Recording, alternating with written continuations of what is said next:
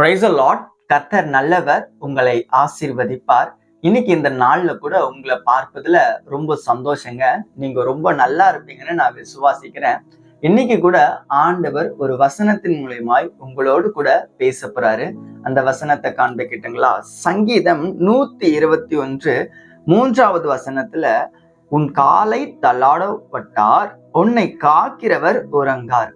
இன்றைக்கு ஆண்டவர் உங்களை பார்த்து சொல்லுகிறார், என் மகனே, என் மகளே, நான் உறங்க மாட்டேன் என்று. ஏசப்பா உறங்க மாட்டாரம்மா. உறங்குறது அப்படின்னா, நான் தூங்க மாட்டேன்ப்பா, நான் தூங்காம இருக்க போறேன் அப்படின்னு சொல்றாரு. எதுக்கு தூங்காம இருக்க போறாருன்னா, நம்ம வாழ்க்கையில அற்புதங்களை, அதிசயங்களை, நன்மையான காரியங்களை இன்னைக்கு செய்யறதுக்காக நான் உறங்காம உண்மையில விழி வைத்து நோக்கமா இருக்குன்னு இன்றைக்கு ஆண்டவர் உங்களை பார்த்துதான் சொல்றாரு. ஏசப்பா உங்க மேல நோக்கமா இருக்கிறாராமா, உறங்க மாட்டேன்னு சொல்றாருங்க. இன்னைக்கு ஒருவேளை கூட நீங்க நைட்ல தூங்கும் போது கூட பல பிரச்சனைகள், பல போராட்டங்கள், குழப்பங்கள், வியாதி, அப்புறம் மனசுல நிறைய கவலை அப்படின்னு நிறைய ஓடிக்கிட்டே இருக்கும். இதெல்லாம் மாறாதா? எப்பதான் மாறப்போகுதுன்னு தெரியலையே ஆண்டவரேன்னு சொல்லி நீங்க மன வருத்தத்தோட, கவலையோட கூட இருக்கலாம். ஆனா இன்றைக்கு ஒரு அற்புதத்தை உங்க வாழ்க்கையில இயேசுவானவர் செய்யணும்னு விரும்புறாருங்க. இந்த வசனத்துல குறிப்பிட்டிருக்காருல, நான் உறங்க மாட்டேன் என்று. மேல இருக்க வசனத்துல சொல்லப்பட்டிருக்கு, அந்த வார்த்தையில பாத்தீங்கன்னா தள்ளாட விட்டார்ன்ட்டு. தள்ளாட விட்டார்னா, நான் உன்னை தள்ளாட விட மாட்டேன். ஒரு தடுமாற்றமான ஒரு வாழ்க்கைய நீ பார்க்க போறது இல்ல, உன் குடும்பம் பார்க்க போறது இல்ல, உன்னை சுற்றி இருக்க ஜனங்கள் உன்னால பார்க்க போகிறது கிடையாது. நீ தடுமாற்றத்தை அடைய மாட்டேன். சில பாவங்களை நீங்க விழுந்து கூட தடுமாற்றத்துல இருக்கலாம். சில தோல்விகள் உங்க வாழ்க்கையில இருக்கலாம். நீங்க ஒரு தொழில் தொடங்கி இருப்பீங்க. அந்த தொழில பாத்தீங்கன்னா இப்ப நிறைய பிரச்சனைகள் அந்த தொழில் நட்டத்துல கூட இருக்குமா. ஆனா அந்த நட்டத்தை கூட ஆண்டவர் மாற்ற வல்லவர். நீங்க கவலைப்படாதீங்க. உங்க தடுமாற்றமான வாழ்க்கைய ஆண்டவர் நிச்சயமா மாத்துவாரு.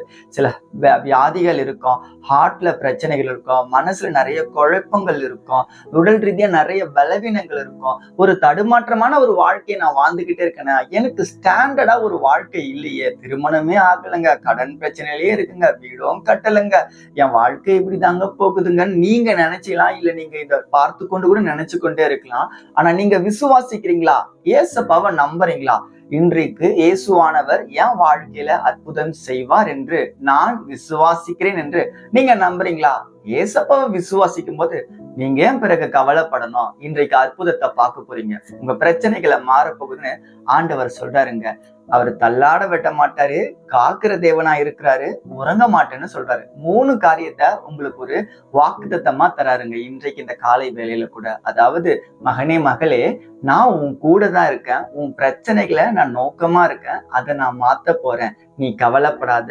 எந்த மனுஷன் முன்னாடி நீ வெட்கப்பட்ட சூழ்நிலை காணப்பட்டியோ, அதே மனிதர்கள் முன்பாக நான் உன் தலையை உயர்த்த போறேன்னு ஆண்டவர் இன்றைக்கு உங்களை பார்த்தான் சொல்றாரு. விசுவாசிக்கிறீங்களா? நீங்க நம்புறீங்களா? அப்ப இன்னைக்கு அற்புதத்தை பார்க்க போறீங்க. அந்த நன்மைகளை உங்க வாழ்க்கையில நீங்க இன்னைக்கு பெற்றுக்கொள்ள போறீங்க. நம்ம ஜெபிக்கலாமா? அன்புள்ள ஏசப்பா, இந்த நல்ல நாளுக்காக நாங்கள் ஜெபிக்கிறோம். இந்த நாளிலும் பார்த்து கொண்டிருக்க இந்த தேவனுடைய பிள்ளைகளாகி ஆண்டவரை, இவர்களை நீர் ஆசீர்வதிக்க வேண்டுமாய் நான் ஜெபிக்கிறேன் அப்பா. ஒரு அற்புதத்திற்காக, ஒரு அதிசயத்திற்காக பார்த்து கொண்டு இருப்பாங்க. இன்றைக்கு அது கிடைக்க வேண்டும். என்ன காரியத்தை எதிர்பார்க்கிறார்களோ அதில் நன்மையை பார்க்க உதவி செய்யுங்க. தேவைகளை சந்தியுங்க, பலவீனங்களை மாற்றுங்க. எந்த இடத்துல பலவீனத்தோடு, வியாதியோடு இருக்காங்களோ அவற்றை எடுத்து போட்டு ஒரு சுகத்தை இப்பொழுது இந்த ஜெபிக்கிற வேலையில கொடுப்பதற்காக உமக்கு நாங்கள் நன்றி செலுத்துகிறோம் தகப்பனே. ஆசீர்வதிங்க, காத்து கொள்ளுங்க, கூடவே இருந்து வழி நடத்த போகிறதற்காக உமக்கு ஸ்தோத்திரம். இயேசுவின் நாமத்தில் ஜெபிக்கிறோம் பிதாவே. ஆமென், ஆமென்.